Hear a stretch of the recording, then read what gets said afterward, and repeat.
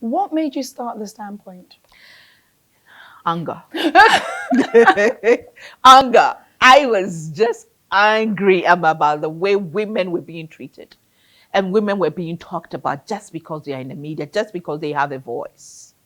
And fortunately, unfortunately for me, I went to do my master's in London, City University, and I met this woman who was a feminist, strong feminist. She was my journalism lecturer, Christabel Kane.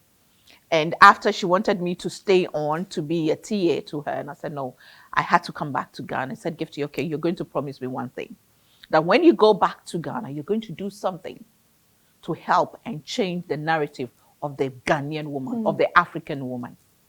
So I said, okay, I'll do that. So I came back to the newsroom, and then I was working on the people, and it was tough. I mean, the ideas that I had, I couldn't implement them.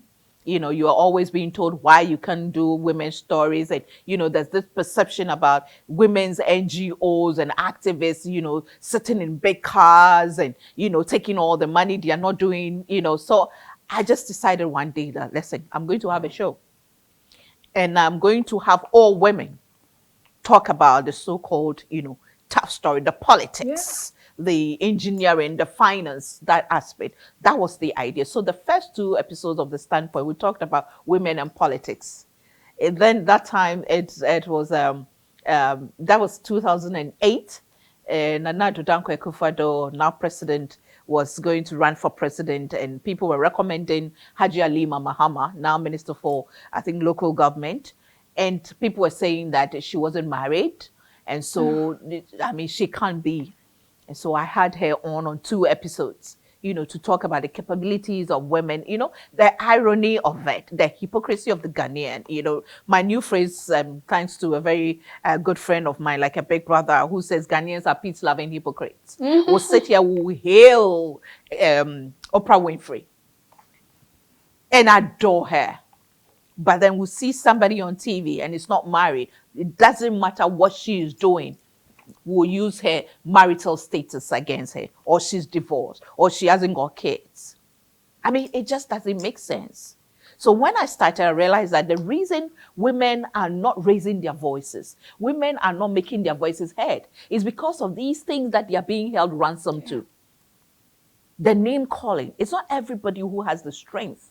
And sometimes their partners, sometimes their families will say, hey, Ama, Ama, don't go and let people bring their family issues into the public domain. So you sit back. And so it was holding a lot of women back. So that's why we changed to go into the nitty-gritty. We decided to go to the issues that are really eating up women and keeping them silent, to let women know that it's okay to own their mistakes, to own their failures. But then they should not let anyone hold them ransom to their past. Yes. Because everybody has a past. Everybody has a past. We were having male politicians who were married, you know, had married 2 or 3, who were caught, you know, committing adultery, who had been to prison before. All okay. Not accepted. judged because of the agenda.